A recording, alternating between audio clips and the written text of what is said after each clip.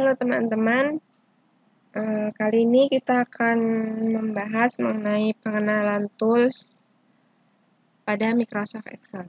Nah, di sini ada 4 komponen utama dalam Microsoft Excel. Yang pertama itu ada row. Row ini di sini ada yang 1, 2, 3 ke bawah ini yang ada di samping. Itulah yang dinamakan row, teman-teman. Kemudian di sini juga ada kolom. Nah, ini untuk abjad A, B, C, D, dan seterusnya, itulah yang dinamakan kolom. Terus di pojokan sini ada nama name box. Nah, name box ini misalkan kita ada tertulis H9, itu artinya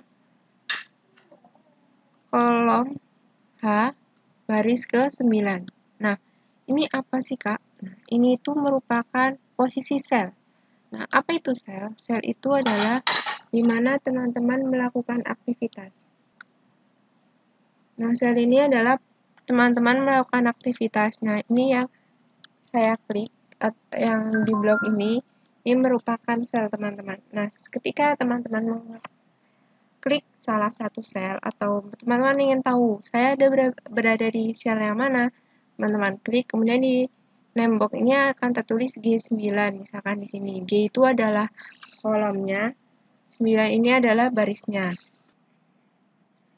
Nah, kemudian selanjutnya di sini ada yang namanya function. Nah, di sini function bar digunakan untuk teman-teman menginputkan function atau formula-formula, rumus-rumus yang biasanya digunakan di Microsoft Excel atau untuk teman-teman menginputkan sesuatu. Nah, Microsoft Excel ini biasanya digunakan untuk menulis atau menghitung sebuah formula.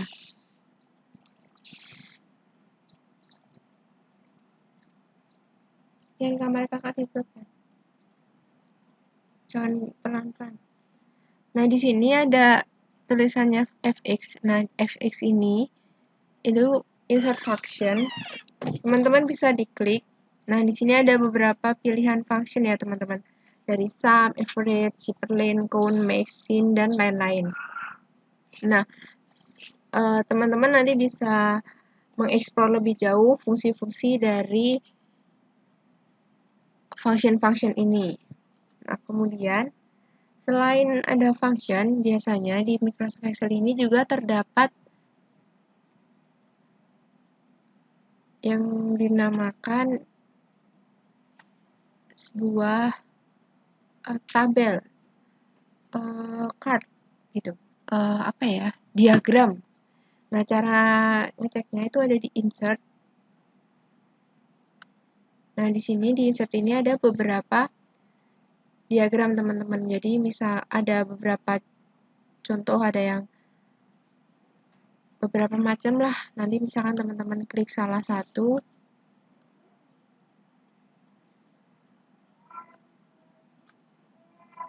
misalkan di sini kita bikin data ya, teman-teman, X dan Y. Misalkan X-nya kita isi aja, terserah mau diisi apa.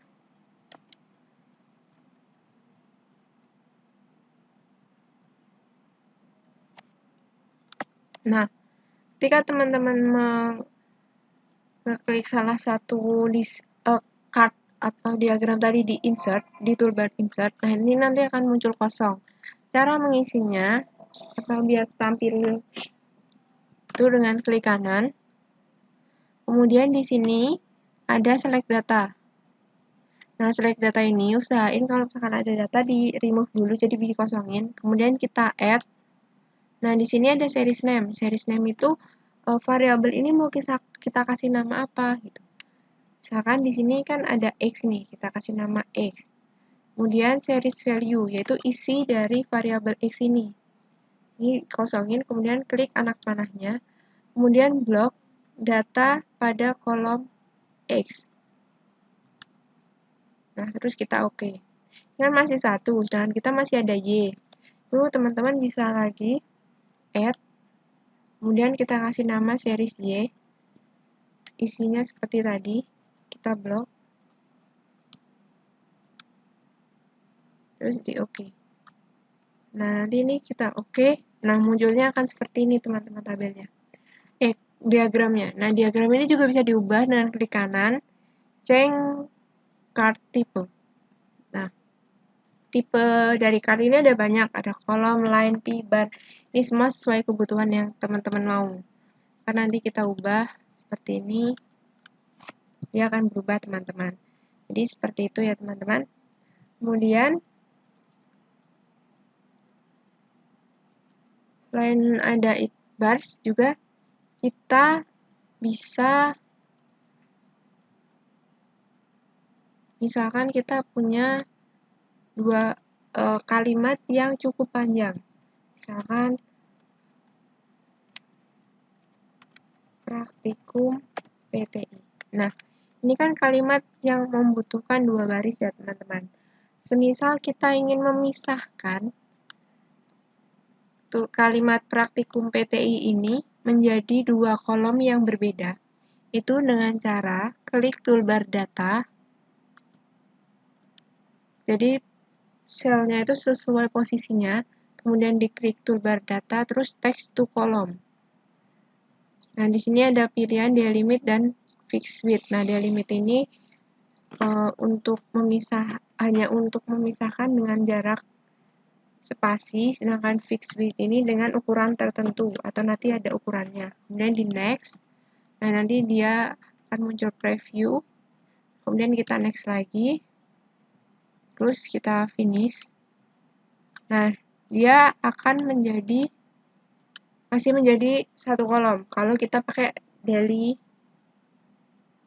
Kalau misalkan kita menggunakan delimit, karena kan delimit tadi cuma memisahkan dengan tab, jadi kayak diberi jarak dengan tab. Sedangkan kalau kita pakai fixed width, terus kita next.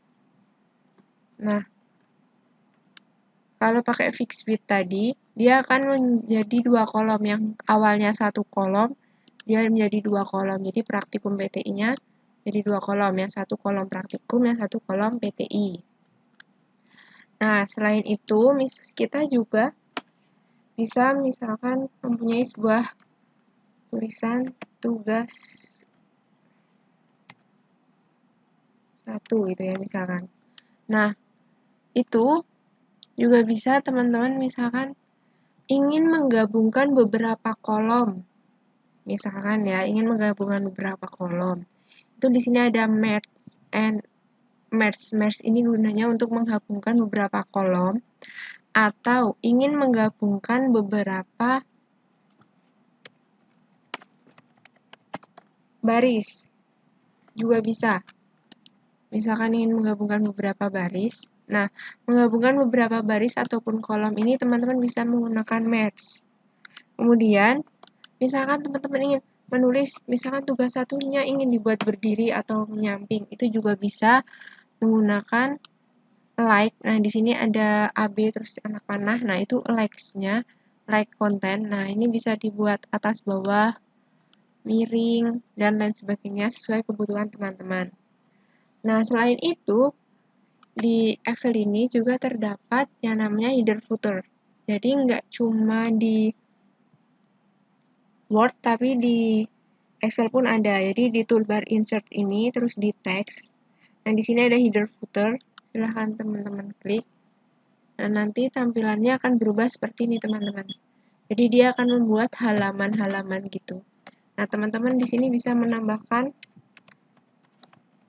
header ataupun footer.